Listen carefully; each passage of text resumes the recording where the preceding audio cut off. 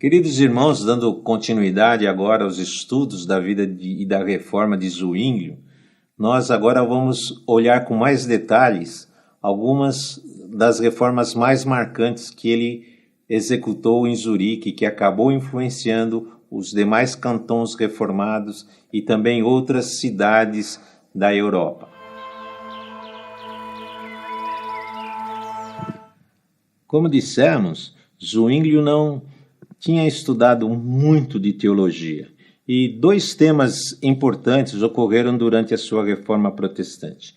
O primeiro deles foi o batismo infantil, que não era um assunto tão relevante do ponto de vista teológico, mas do ponto de vista político era importante. A Igreja Católica batizava os bebês, dando a eles a salvação e fazendo deles cidadãos da onde eles eram batizados.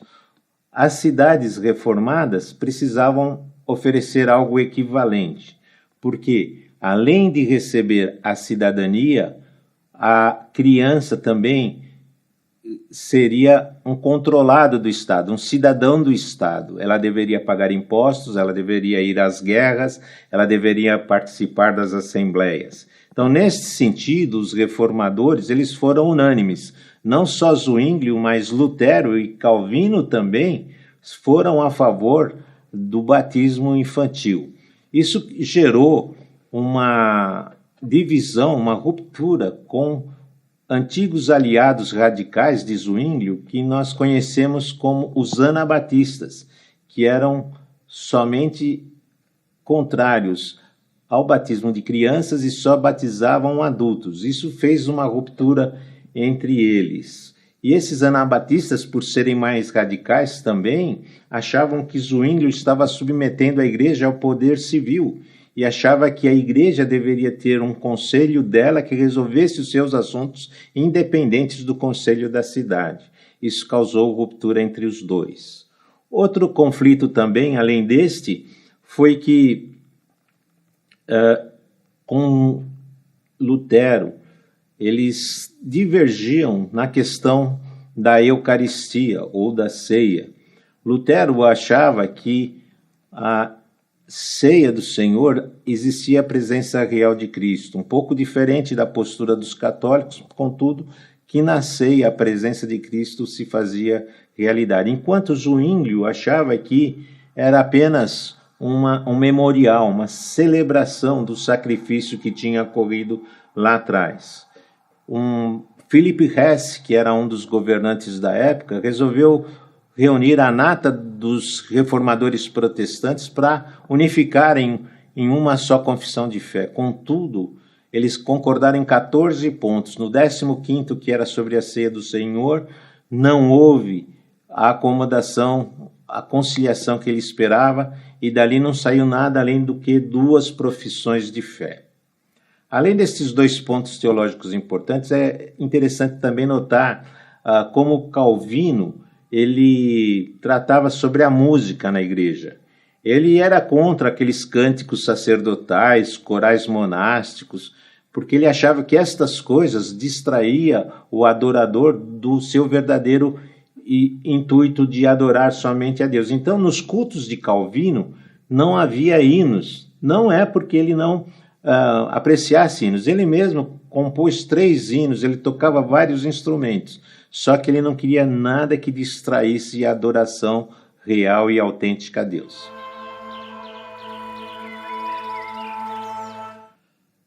As cidades fortes da Confederação Suíça perceberam por Zurique que, cortando os laços com a Igreja Católica, eles estancavam a sangria financeira que era promovida pelo Vaticano. Então elas começaram a se direcionar também para uma reforma local em cada uma delas. Isto gerou um conflito entre os cantons católicos e agora os novos cantons protestantes. E ambos se fortaleceram em alianças para se protegerem um contra os outros. Nesse meio tempo, os cantons católicos fizeram uma aliança com o rei da Áustria e queriam a proteção do rei do rei da Áustria para qualquer eventual guerra que eles fizessem com os cantons protestantes. Nesse ínterim, um pastor amigo de Zwinglio foi assassinado. Isso causou uma grande consternação e isso resultou numa convocação para a guerra. A guerra foi programada para acontecer em Kappel e a cidade de Zurique conseguiu reunir 30 mil soldados, enquanto que os cantons católicos não mais do que um terço disso. E o rei da Áustria não cumpriu o trato que tinha feito com eles. E no momento de iniciar a guerra, estava prestes para começar, surgiu a ideia de um armistício. E muitas cidades já reformadas, que não queriam a guerra, sugeriram que Zwinglio aceitasse esse armistício, que ele fez a contragosto, mas ficou insatisfeito. Ele não engoliu essa solução muito bem.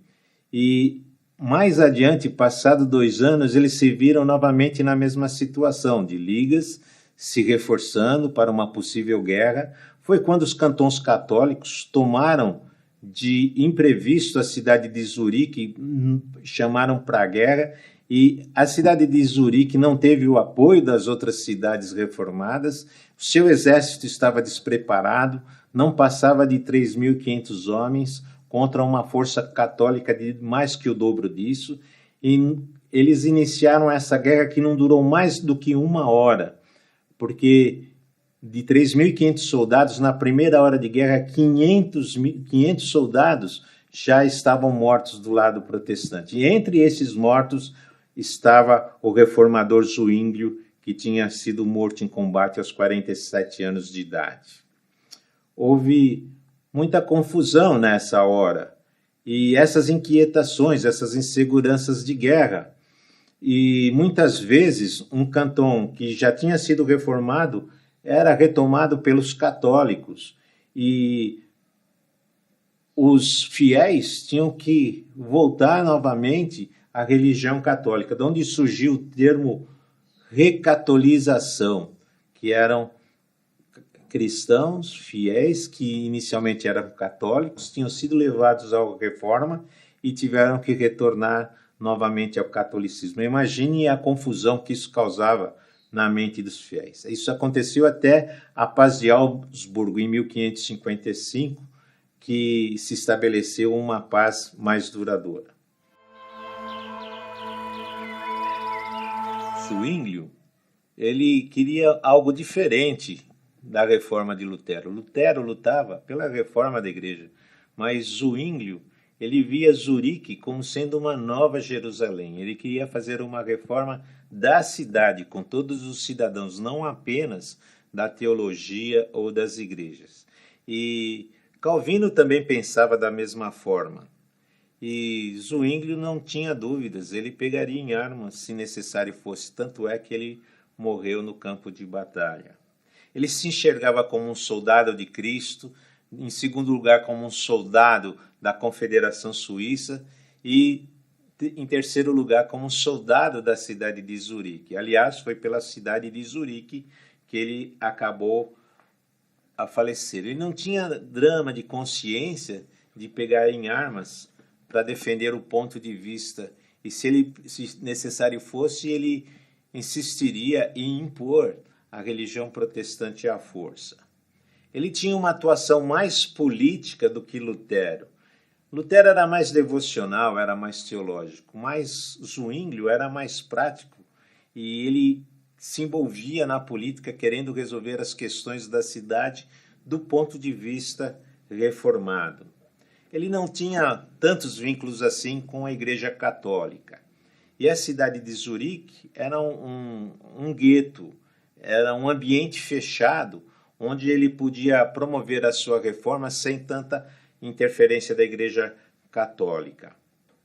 O seu sucessor, Henrik Birlinger, ele defende a ortodoxia de Zwinglio, e ele defendia também que ele era um profeta e mártir da reforma. As reformas instituídas por Zwinglio, elas foram concluídas por Birlinger. o seu sucessor.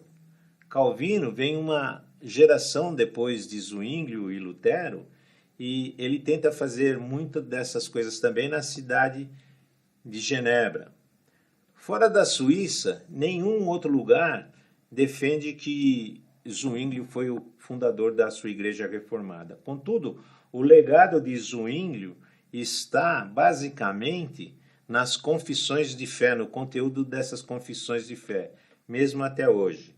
Ele é lembrado sempre depois de Lutero e Calvino como sendo o terceiro reformador, mas o seu estilo de igreja está mais próximo de nós protestantes hoje. A maneira como nós evangélicos temos igrejas tem mais a ver com a reforma de Calvino do que com a reforma de Lutero. Eu espero que você tenha apreciado essa breve exposição de Zwinglio e que você assista agora às próximas aulas que vão falar dos 5 fundamentos, dos 5 somentes, dos 5 sós da teologia protestante. Até lá!